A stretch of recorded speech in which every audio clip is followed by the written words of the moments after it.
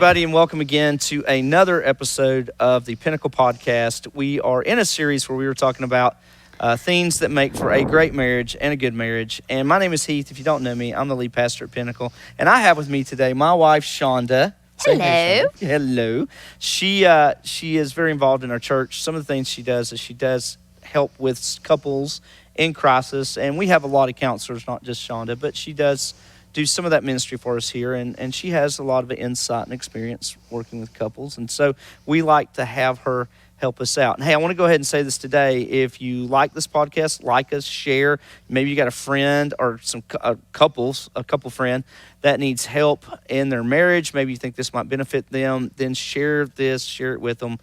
We just are here to help people along the journey. We don't have it all figured out, but we've got a few things figured out that we want to share with you today. And today, we're going to talk about romance. And when you hear the word romance, for some of you out there, you may relate to this. You're probably thinking, well, we were real romantic in the beginning of our relationship when the guy was trying to woo the girl and the girl was being romantic with the man. The wooing process. The wooing.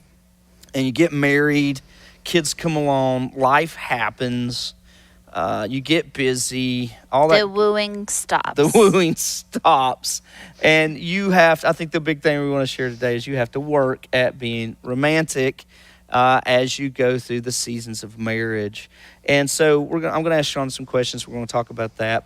When we talk, what do you think is one of the number one things you have to do to keep the romance going in a marriage? You have to set that time aside. You have to make sure you're being intentional about it. Intentional. Mm-hmm. I like that. So do you think it even has to be where you even need to schedule things like date nights and stuff? Yeah, and we've talked about that in previous podcasts. We've talked about scheduling date nights. We've talked about scheduling sexy time. We've talked about doing that. So it's just re-emphasizing you have to be intentional about the whole process of your marriage. Gotcha. So when it comes to romance, do you think it's very important for partners to even sit down and discuss the fact that what might feel romance for me would feel it differently for you? Right. There's a great book called the Five Languages. Five Love Languages. Yes. Yes, five and because we all view things in different ways. I mean, we all have different needs. So you might be doing something you think would feel me or, be that, but it's actually... would be fulfilling for you. Right. Yeah. So it's important that you do sit down and talk about that. Like it's the acts of service, or is it acts of gifts, or is it, just whatever that might look like for you. Yeah. Because like my love language, when I feel that we have romance in our marriage is that you spend quality time with me. Right, yours is definitely quality time. Going out, we have our favorite spot at the river. We take the dog. We're not going to share with you where it's at because it's a secret.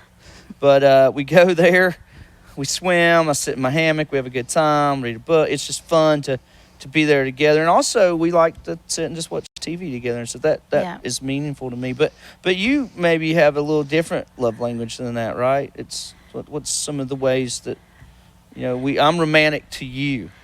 I mean, I know buying things. I'm romantic and don't even know I am.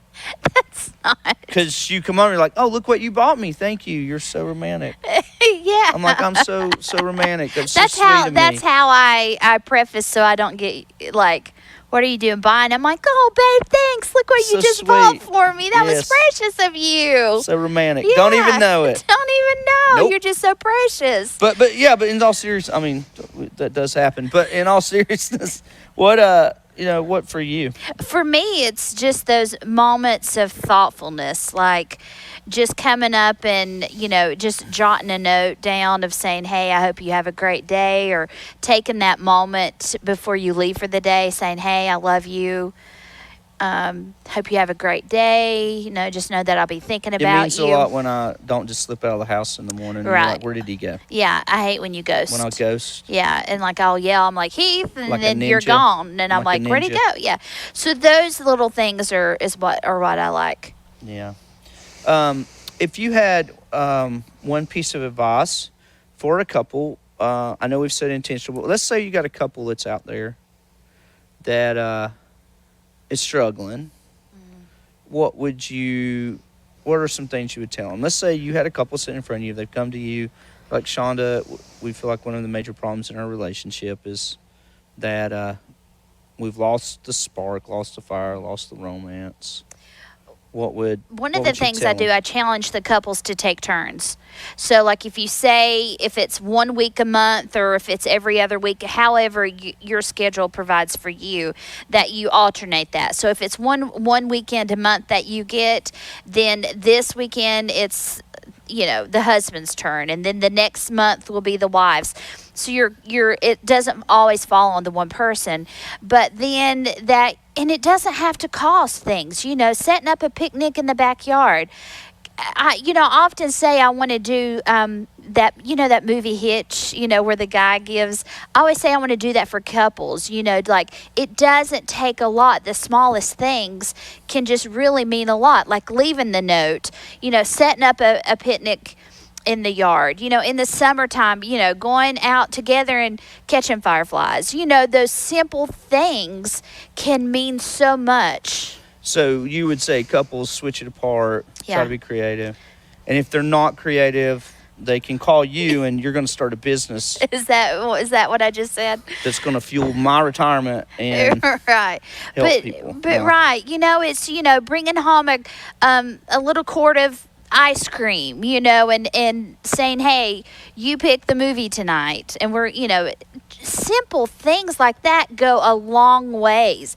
I'm not always saying, bring home the dozen of roses, that cost a lot and that's not a thing, but stopping by and picking up a daisy or some wildflowers or even some flowers at the grocery store, that goes a long way. If their language is bringing them flowers. Right. But if It's like I can't bring you flowers. You don't. I like flowers. But you're a wedding planner, and flowers. You're always like, oh, that's nice. Well, yeah.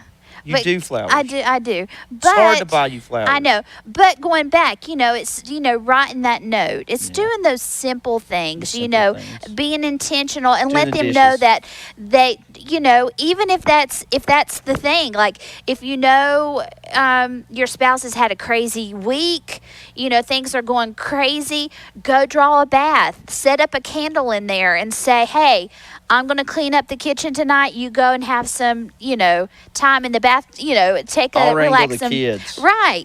That goes a long way. So it's those moments that you can think of that's just going to connect with one another, that just helps that other person know that, hey, my spouse is thinking of me. They're thinking of me, and when we're constantly filling each other's cup like that, that's where we're given to one another equally, and that's where that romance just like grows. And it's hard, to have those moments every day.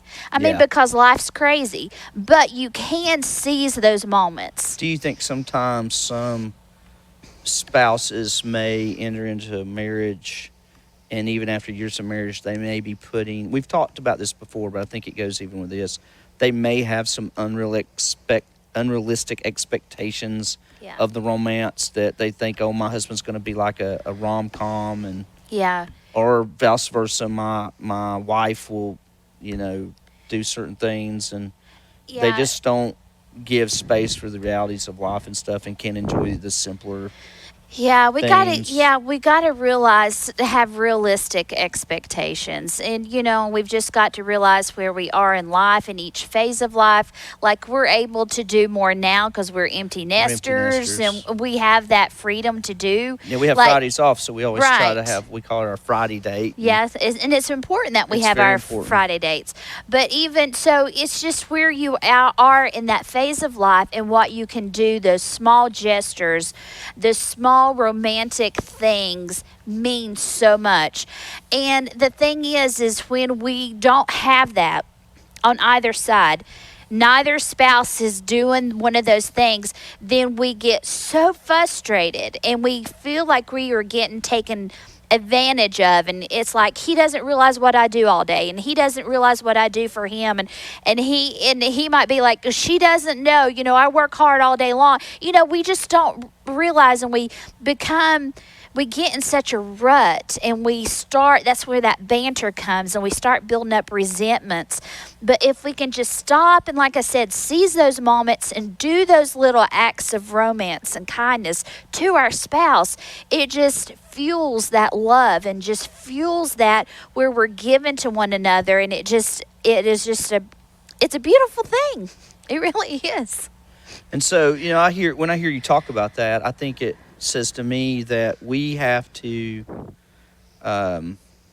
many ways, we can be very selfish people. I think at the core of it, we are selfish people. And we don't want to take the effort to enter into and do what will meet another person's needs, Right. which is very counter to Christianity, because when you look in all the commandments, Jesus said, love your neighbor as yourself, all the one another's of Scripture. We're even told to have the attitude that Christ had. Paul wrote about that in Philippians, that he humbled himself, he thought of others first. And the first neighbor you have, we say this all the time, is your spouse. Right. And we all fall into that trap. I mean, I have a remote. I have problems with the TV remote that I don't want to watch your stuff, but Right. but sometimes I do. Right. I'm working on it. You do. I'm work in progress. You do. But, like I said, it's just thinking about your spouse, and it's thinking, what can I do to What make do they need? what can I do to make their day better? What can I Yeah. do to just help and that You make me pancakes, and that makes my day better. Yes. But and that And that's romantic to me. well, I sort of say people might not think that's romantic, but it's But it when is to me. But when you're doing those things Bacon? for one another. Bacon is love. Bacon is. You had bacon this morning. I'm loved. You are loved. But anyhow. Y'all feel me out there. Bacon is love. But it's just those moments and being intentional and taking that time to not think of just yourself, but your spouse. Gotcha. Have you got any other advice, things you would like to say? If you had that Well, I mystical couple sitting in front of you right it's now. go back and watch our other podcasts that we've talked about, where we've talked about it's important to schedule those date nights. It's important to schedule that time, even if you can't get away when the kids go to bed. Make time Make for each time other. for one another. You've got to do it. You've got to be intentional. And like I said, it doesn't have to cost a lot. There's just those simple things of sitting out in the backyard, putting a blanket out, like when the comet was just here, going out and seeing if you could see the comet, when in the fall, as fall comes and leaves begin to change, going for a ride. One of the things that sticks out to me the most that you did for me that meant so much to me was last fall. I was exhausted. I mean, I just had wedding after wedding. I was exhausted. Yeah. And you was like, let's just go for a ride. And you took me up on the parkway. And we just rode. We had no where we were going. We just rode.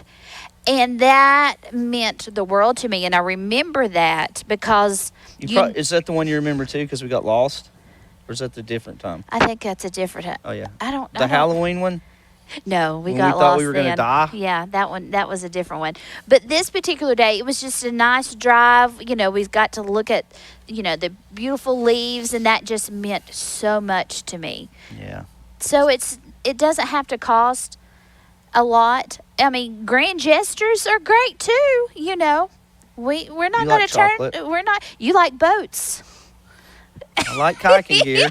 It's so, and so it's those things of just being there for one another, being intentional and saying, hey, what can I do to spark some love, to show my spouse how much I love them and appreciate them. So let's say you got a couple and they're hearing all this, but one spouse is out there watching us right now and they're like, my other spouse is not watching, they don't get this. How would you give the guidance for one spouse to sit down and have the hard conversation with their spouse about this subject? It's hard, but how would you go about doing that? it's all, like we've said before, it's communication. And so just sitting down and saying, look, I feel like we've found ourselves in a rut. I feel like we have just found in this place of where we're not connecting. What's something I can do for you to help you feel like you can connect with me? Or what can I do for you to, where we can kind of get that spark back, where we're just not going through the day Yeah. on a routine and not thinking about one another. Like, what are some things I can do for you? And just be open and honest. Have those hard conversations. And I think it's probably a season that a lot of us need to have those hard conversations, because with COVID, and just seems like everybody is so tense right now. Yeah.